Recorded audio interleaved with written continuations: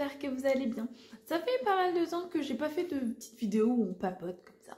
Et du coup, je me dis que ce serait le moment de faire une petite vidéo comme ça où on papote. J'avais envie de vous parler de l'auto-édition en règle générale et des auteurs auto-édités, de ce que je pense de l'auto-édition. Il faut d'abord savoir que ça fait 7 ans que je suis blogueuse, mais je crois que j'ai pas commencé tout de suite à travailler avec des auteurs auto-édités. Et je pense 4-5 ans que j'ai commencé à lire un peu plus d'auteurs auto-édités, bien que j'en lis pas autant que certaines personnes qui lisent pratiquement que ça. Je dirais que j'en lis 1 ou 2 par mois quoi. Je voulais vous parler d'abord comment choisir ses lectures quand on lit des auteurs auto-édités. Quand on choisit de lire des romans auto-édités, il faut faire un peu plus attention que quand on achète un livre dans la première librairie venue, hop au pif, on dit vas-y le résumé me plaît bien, j'achète. Là, je trouve que quand même il faut faire beaucoup plus attention. Si vous voulez lire des livres auto-édités, que vous n'en lisez pas beaucoup, je vous conseille d'abord de regarder les avis sur ce livre, que ce soit sur les avis sur les blogueurs, les avis sur Amazon, les avis sur les plateformes en ligne. Diversifiez quand même les sources d'informations, regardez pas que un avis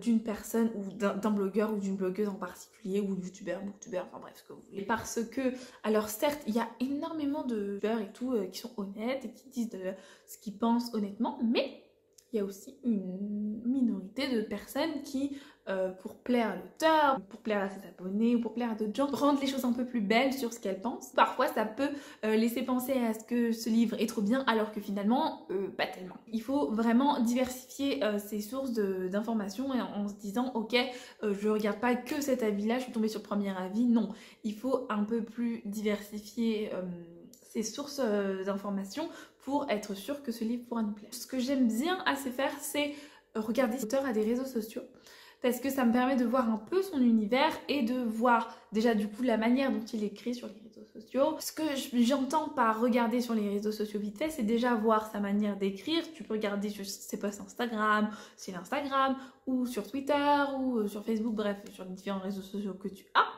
Et déjà tu peux voir un peu ce qu'il montre aux autres, et donc te dire ok, cet auteur a l'air bien, ce qu'il montre est assez sympathique, moi j'aime bien ce qu'il dégage, donc hop, j'achète son livre. Et parfois tu peux tomber sur des auteurs, tu te dis leur livre est magnifique, leur livre a l'air trop bien, et en même temps quand tu vois leurs réseaux sociaux, tu te rends compte que finalement ils ont une image assez négative sur les réseaux sociaux, parce que du coup parfois l'auteur peut avoir des idées limite racistes, limite homophobes, limite tout ce que tu veux, et contraire aux miennes. Et j'avoue que j'ai pas envie de soutenir encore plus un auteur auto-édité qui a des idées que je ne partage pas du tout. C'est-à-dire que je ne donnerai pas mon argent à un auteur auto-édité qui, sur les réseaux sociaux, tient des propos racistes. Enfin, c'est hors de question que je soutienne cette personne. J'ai pas envie de lui donner mon argent. Et puis, enfin, je peux pas soutenir des racistes. Enfin, ce serait pas très logique. Enfin, ce serait pas très logique déjà vis-à-vis de qui je suis. Donc, c'est essentiellement pour ça que je regarde globalement vite fait, hein, pas en profondeur, mais je regarde quand même, enfin je sais pas, la dernière semaine quoi. Parfois aussi je follow les auteurs, comme ça je peux regarder ce qu'il fait, et peut-être dans le futur j'achèterai son livre si vraiment tout ce qu'il publie ou s'il y a un discours assez intéressant, ça me plaît. Si vous achetez leur livre, parfois sur Amazon, je sais que tu peux regarder, si tu vois les premières pages d'un livre, tu peux essayer de les lire. En tout cas, dès les premières pages, tu vois en général s'il y a beaucoup de fautes d'orthographe, si tu peux te faire une idée, s'il y a pas mal de tournures de phrases qui sont un peu bizarres, tu peux te dire ok c'est un peu chelou, peut-être qu'il n'y a pas eu de correction assez approfondie, peut-être qu'il n'y a pas eu de budget et tout. Je ne vois pas lire un livre qui n'a pas été corrigé quand même. Enfin je sais pas, c'est pour moi quand même corriger un livre c'est un peu la base. Tu peux pas être auteur tout seul et qui c'est qui va corriger tes fautes d'orthographe, mais que l'histoire soit un minimum corrigée et qu'il n'y ait pas des tournures un peu cheloues, ni des phrases un peu cheloues et que quelqu'un ait relu, mis à part toi quoi. Minimum. Les personnes ont une mauvaise image de l'auto-édition. Et j'avoue que moi j'ai une image assez mitigée. Enfin ça dépend des situations des auteurs auto-édités, parce qu'il y a certains auteurs auto-édités que j'adore, notamment Anna Victoria Val, Céline Badarou, ce genre de personnes. Franchement c'est toujours un plaisir de les lire, j'adore ce qu'elles font. Je passe essentiellement, principalement toujours un bon moment avec elles et j'ai confiance, je sais que j'y vais. Mais après, il y a évidemment plein d'autres auteurs, mais on va pas tous les citer parce que la vidéo va pas durer une plombe, quoi. En tant que blogueuse, je suis amenée à recevoir pas mal de mails, de messages et tout, d'auteurs qui veulent que je chronique leur livre. À partir du moment où tu m'envoies un mail, où dans le mail, il y a déjà la pièce jointe de ton livre en me disant que si je peux lire le livre, en faire une chronique, tout ça, à partir de ce moment-là où tu m'envoies ce mail, c'est fichu pour toi, ça veut dire que je ne lirai jamais ton livre, jamais, jamais, jamais. jamais, mais il faut pas faire ça les amis, il faut pas faire ça, c'est pas possible. Et ça, encore, c'est le truc soft, parce que bon, ça, je le mets, je le supprime, voilà, la personne n'en entend plus jamais parler, là, pas de réponse non plus de ma part, je vais pas donner mon temps à quelqu'un qui me considère même pas, il n'y a même pas mon prénom, il y a déjà le fichier, il me demande pas mes conditions, ni rien, enfin, on est où? On est à la ferme? Je sais pas, non, non, non. En fait, ils ont genre aucune, enfin, je sais pas si c'est genre aucune considération pour les blogueurs, mais c'est plutôt de ah bah tiens, j'ai écrit un livre, j'ai vu cette personne qui a un blog, Instagram ou n'importe quoi, je sais qu'elle fait des chroniques des auto-éditions, des fois qu'on s'est écrit sur ta page à propos ou contact, que tu ne prends pas les auteurs auto-édités, les auteurs auto-édités t'envoient quand même leur livre. Faut pas penser qu'il y a écrit ça, ils t'envoient pas, non, ils ne lisent pas.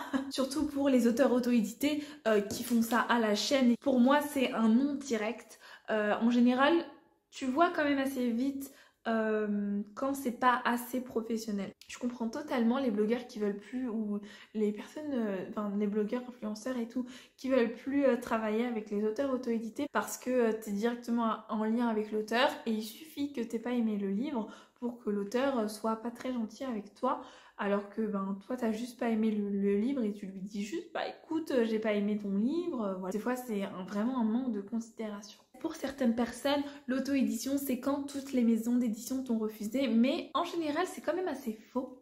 Alors certes, il y a des auteurs, ils ont tenté partout leur chance, ça n'a pas marché, leur livre, ils l'ont publié tel quel autre part. Ça se peut, oui, il y a des auteurs comme ça. Mais il y a aussi des personnes qui font énormément de travail, qui payent des correcteurs pour leurs livres, qui payent des illustratrices ou les illustrateurs pour leur couverture, qui font leur couverture eux-mêmes mais avec un vrai travail, ils font vraiment attention, il y a beaucoup de travail derrière l'auto-édition.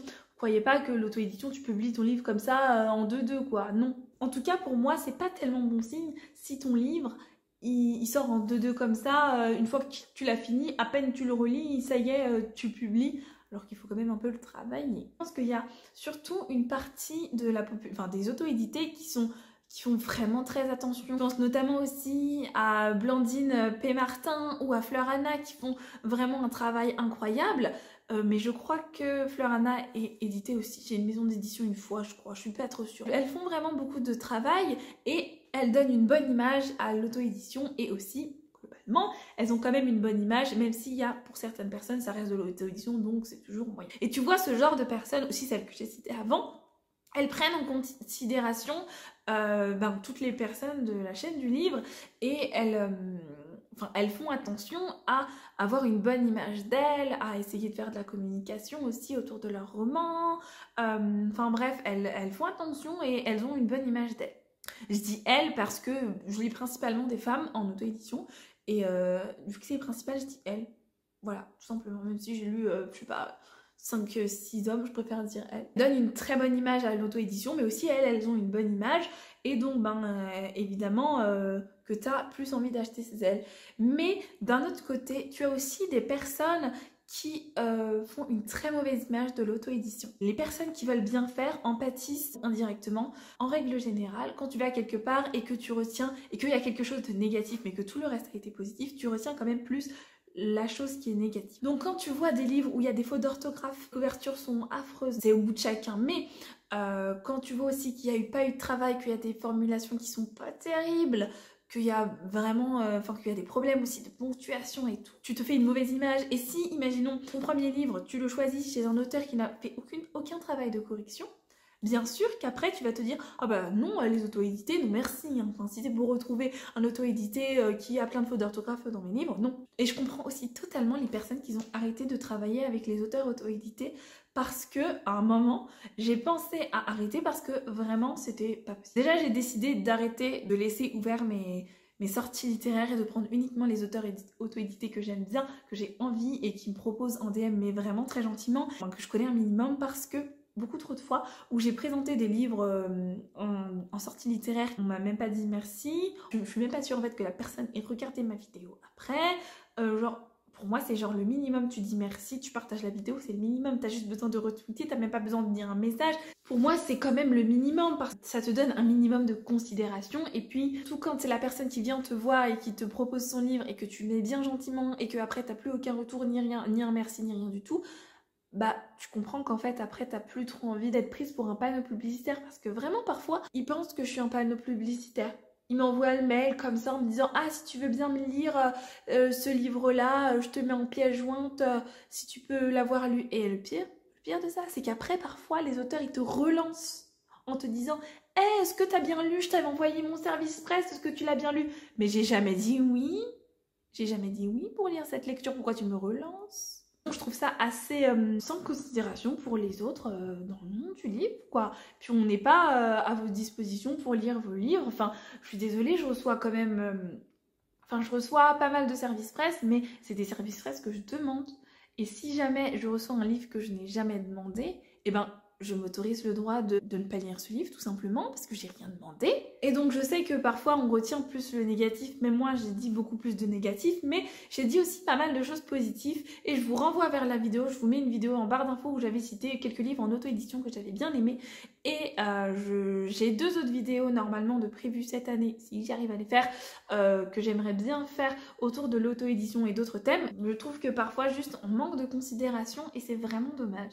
Parce que surtout, alors j'entends que parfois les auteurs, auto-édités c'est pas facile, t'es tout seul, tu dois tout seul t'occuper de tout ton livre. Et je me dis quand même, si j'étais une autrice auto-éditée, je ne pourrais pas laisser mon livre plein de fautes d'orthographe ou ne pas le faire relire et corriger par une correctrice ou un correcteur professionnel parce que c'est l'image que ça renvoie. Enfin, j'aurais trop honte que de publier un livre et qu'on me dise « Ah bah écoute Laetitia, j'ai trouvé 45 fautes dans ton livre !»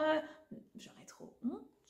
Je sais pas comment c'est pas possible de pas avoir honte. Il y a des pépites en auto-édition, il y a vraiment des livres qui sont incroyables et qui méritent simplement d'être vraiment beaucoup plus connus, d'être distribués en librairie parce que c'est des livres qui ont été vraiment bien travaillés, qu'ils ont travaillé avec des partenaires qui les ont vraiment bien aidés, qu'ils ont bien corrigé le livre et qu'il n'y a vraiment rien à dire, c'est vraiment très bien fait.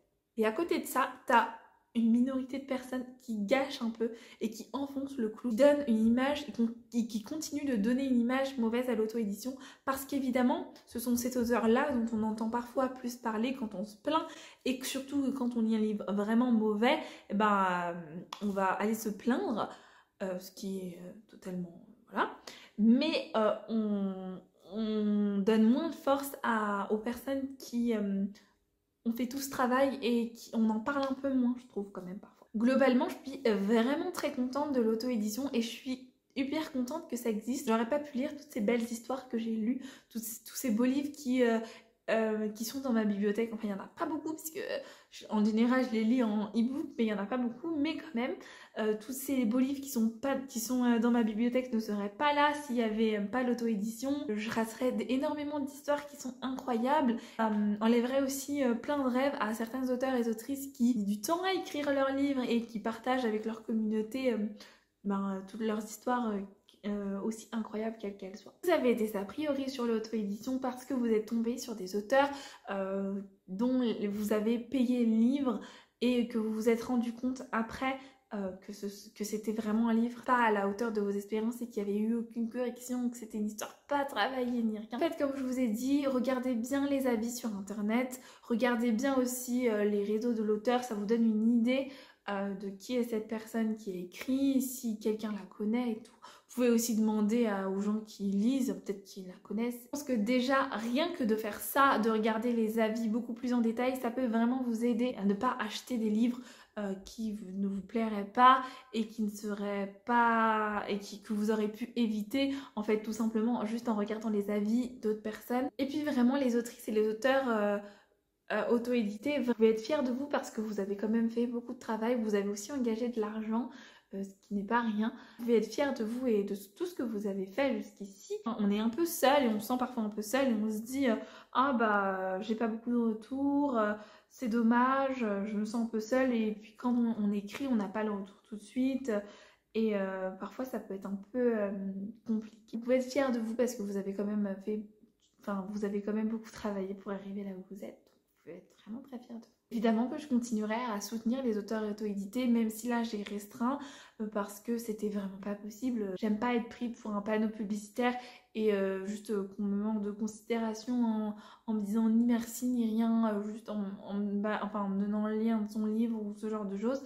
Je trouve ça pas tellement correct, enfin pour tout le travail que je fais. Enfin peut-être que vous estimez que je fais pas grand chose et que c'est pas grand chose de faire des vidéos YouTube, mais si vous estimez ça, il n'y a pas de souci, hein, vous pouvez le faire, peut-être que vous ferez peut-être mieux que moi. Si vous avez juste pas envie de me dire merci quand je vous ai envoyé le lien de la vidéo ou ce genre de choses, vous savez qu'il n'y a pas de me demander si vous m'aimez pas, parce que je pense que c'est que vous m'aimez pas en fait. Si vous avez des livres à me conseiller en auto-édition, n'hésitez pas parce que j'adore toujours faire de nouvelles découvertes et c'est toujours un plaisir de lire des livres auto-édités. Merci beaucoup d'avoir regardé cette vidéo jusqu'au bout. N'hésitez pas à me dire ce que vous pensez de l'auto-édition, si vous pensez que c'est quelque chose qui est bien ou si vous vous dites « Oh non, moi j'en lirai jamais, j'aime pas du tout ça ». Donc merci beaucoup d'avoir regardé cette vidéo jusqu'au bout et je vous fais des bisous.